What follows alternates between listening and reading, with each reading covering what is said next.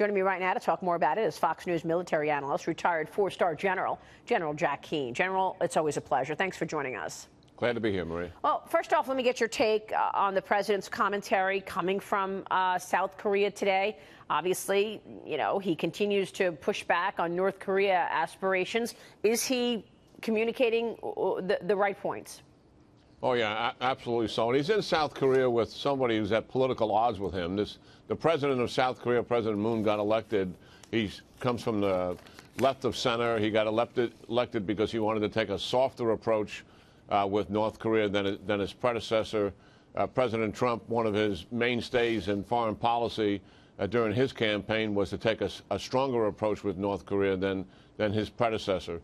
But the fact is, the President Moon, while he would never put a military option on a table, is supporting the president's military option. So they're accommodating each other's different political views, and they are together in terms of North Korea and what needs to be done. Our effort still remains, Maria. Our main effort is maximum pressure using the international community to isolate North Korea and to stranglehold it with economic sanctions to the point that will be coercive enough.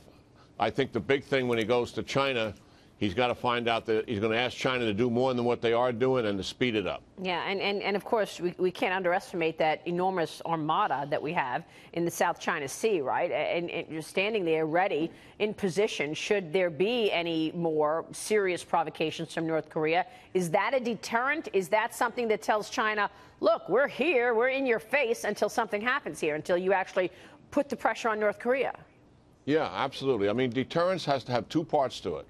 One, the military capability has got to be real, and 3 aircraft carriers and a nuclear submarine. A nuclear submarine alone can deliver 260 nuclear targets to North Korea. That's staggering capability on one boat.